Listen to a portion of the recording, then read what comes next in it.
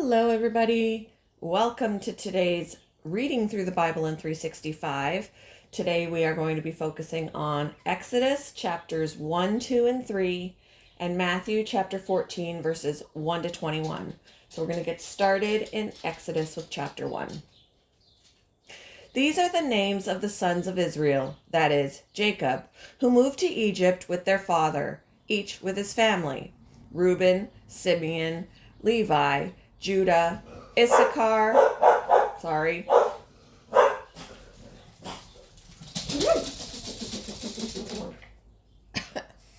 Are we done? Issachar, Zebulun, Benjamin, Dan, Naphtali, Gad, and Asher. In all, Jacob had 70 descendants in Egypt, including Joseph, who was already there. In time, Joseph and all his brothers died, ending that entire generation. But their descendants, the Israelites, had many children and grandchildren. In fact, they multiplied so greatly that they became extremely powerful and filled the land. Eventually, a new king came to power in Egypt who knew nothing about Joseph or what he had done. He said to his people, "Look, the people of Israel now outnumber us and are stronger than we are. We must make a plan to keep them from growing even more. If we don't, and if war breaks out, they will join our enemies and fight against us. Then they will escape from the country." So the Egyptians made the Israelites their slaves. They appointed brutal slave drivers over them, hoping to wear them down with crushing labor. They forced them to build the cities of Pithom and Ramesses as supply centers for the king. But the more the Egyptians oppressed them, the more the Israelites multiplied and spread, and the more alarmed the Egyptians became. Are you guys finished? My goodness. So the Egyptians worked the people of Israel without mercy. They made their lives bitter, forcing them to mix mortar and make bricks and do all the work in the fields. They were ruthless in all their demands. Sorry, my dog is all wound up. She wants to play super bad. Then Pharaoh, the king of Egypt, gave this order to the Hebrew midwives, Shiphrah and Puah. "When you help the Hebrew women as they give birth, watch as they deliver. If the baby is a boy, kill him. If it is a girl, let her live." But because the midwives feared God, they refused to obey the king's orders. They allowed the boys to live too. So the king of Egypt called for the midwives. "Why have you done this?" he demanded. "Why have you allowed the boys to live?" "The Hebrew women are not like the Egyptian women," the midwives replied. "They are more vigorous and have their babies so quickly that we cannot get there in time." So God was good to the midwives, and the Israelites continued to multiply, growing more and more powerful. And because the midwives feared God, he gave them families of their own. Then Pharaoh gave this order to all his people: "Throw away newborn Hebrew boy." What? Not throw away. I was like, that doesn't make any sense. "Throw every newborn Hebrew boy into the Nile River, but you may let the girls live."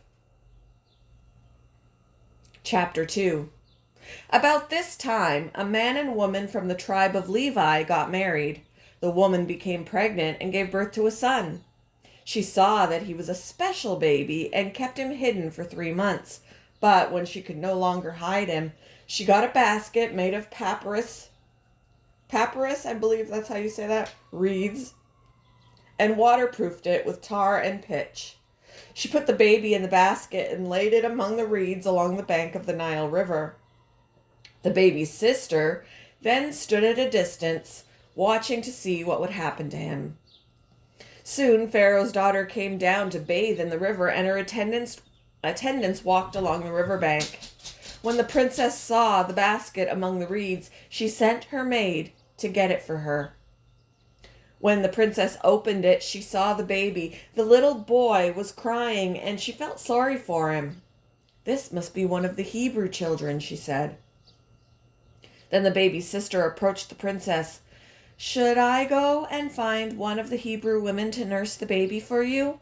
she asked. "Yes, do," the princess replied. So the girl went and called the baby's mother. "Take this baby and nurse him for me," the princess told the baby's mother. "I will pay you for your help." So the woman took her baby home and nursed him. Later, when the boy was older, his mother brought him back to Pharaoh's daughter, who adopted him as her own son. The princess named him Moses, for she explained, "I lifted him out of the water." Many years later, when Moses had grown up, he went out to visit his own people, the Hebrews, and he saw how hard they were forced to work. During his visit, he saw an Egyptian beating one of his fellow Hebrews. After looking in all directions to make sure no one was watching, Moses killed the Egyptian and hid the body in the sand. The next day, when Moses went out to visit his people again, he saw two Hebrew men fighting. "Why are you beating up your friend?" Moses said to the one who had started the fight. The man replied, "Who appointed you to be our prince and judge? Are you going to kill me as you killed that Egyptian yesterday?" Then Moses was afraid, thinking, "Everyone knows what I did." And sure enough, Pharaoh heard what had happened and he tried to kill Moses. But Moses fled from Pharaoh and went to live in the land of Midian. When Moses arrived in Midian, he sat down beside a well. Now the priest of Midian had 7 daughters who came as usual to draw water and fill the water troughs for their father's flocks. But some other shepherds came and chased them away. So Moses jumped up and rescued the girls from the shepherds. Then he drew water from their flocks. When the girls returned to Reuel, their father, he asked, "Why are you back so soon today?" "An Egyptian rescued us from the shepherds," they answered, "and then he drew water for us and watered our flocks." "Then where is he?" their father asked. "Why did you leave him there? Invite him to come and eat with us." So Moses accepted the invitation, and he settled there with him. In time, Reuel gave Moses his daughter Zipporah to be his wife. Later she gave birth to a son, and Moses named him Gershom, for he explained, "I have been a foreigner in a foreign land." Years passed, and the king of Egypt died, but the Israelites continued to groan under the burden of slavery. They cried out for help, and their cry rose up to God. God heard their groaning, and he remembered their covenant promise to Abraham, Isaac, and Jacob.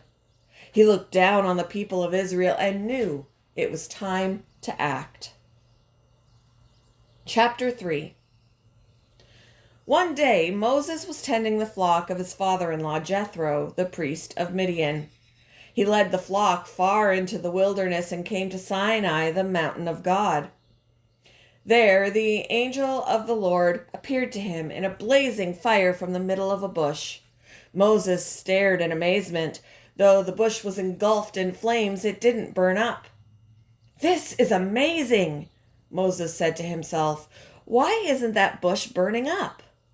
I must go see it." When the Lord saw Moses coming to take a closer look, God called to him from the middle of the bush, "Moses, Moses."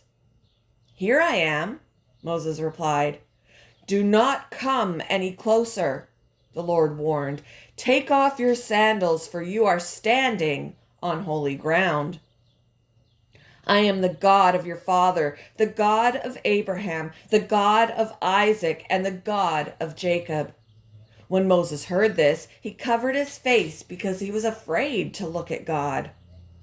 Then the Lord told him, "I have certainly seen the oppression of my people in Egypt.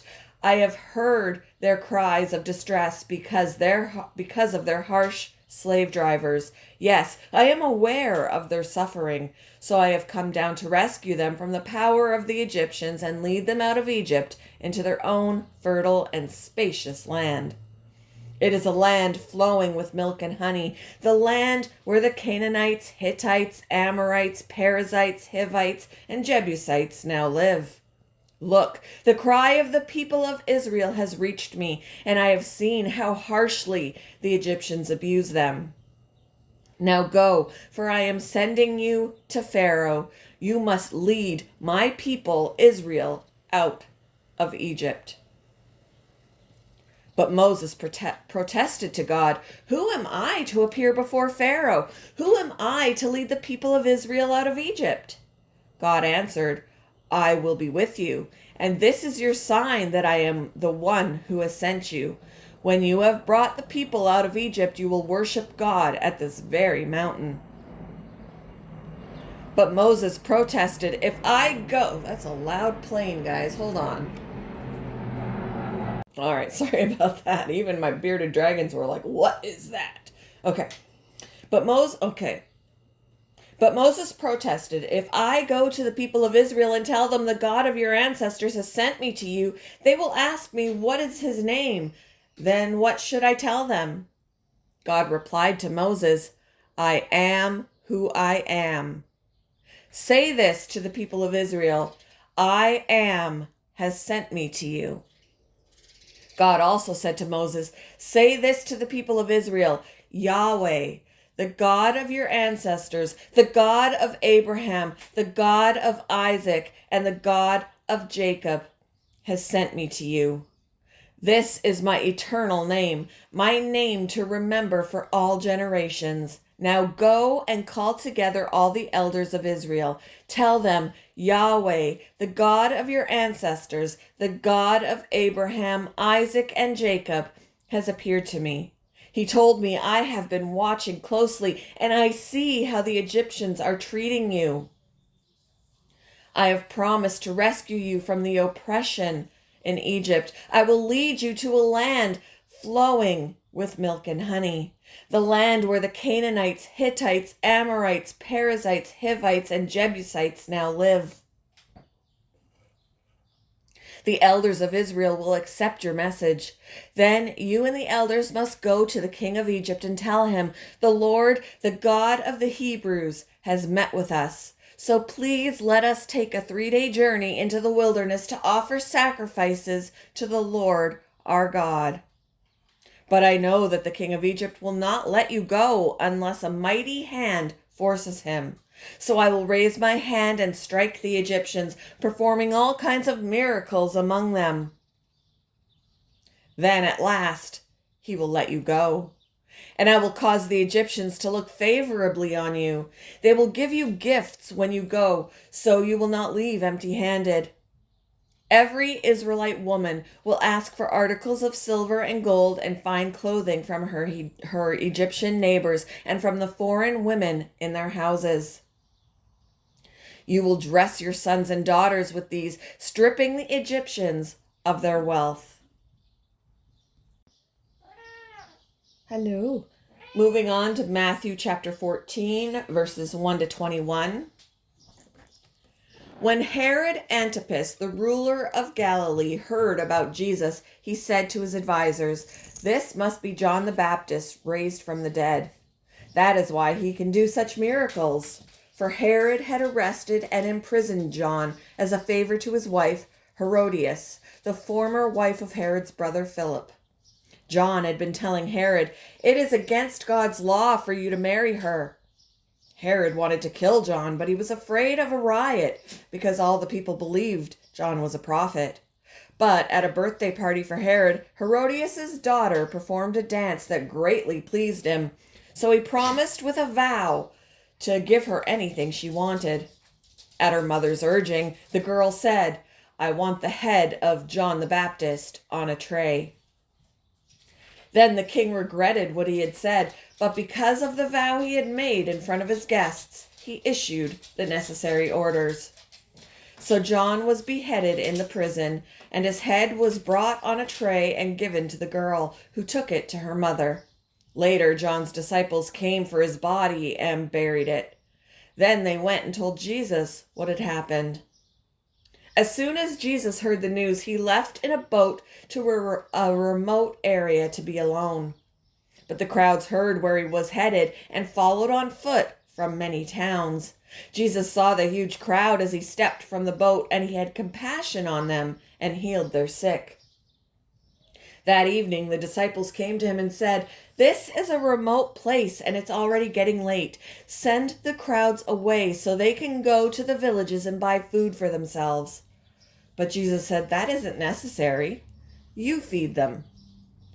"But we have only 5 loaves of bread and 2 fish," they answered. "Bring them here," he said. Then he told the people to sit down on the grass. Jesus took the 5 loaves and 2 fish, looked up toward heaven, and blessed them. Then, breaking the loaves into pieces, he gave the bread to the disciples, who distributed it to the people. They all ate as much as they wanted, and afterward the disciples picked up 12 baskets of leftovers. About 5,000 men were fed that day, in addition to all the women and children. Thank you for joining me for today's devotion. It wasn't today's devotion. Thank you for joining me for today's reading through the Bible in 365. I hope you all have a wonderful Thursday, and I will see you in the next one, guys. Bye.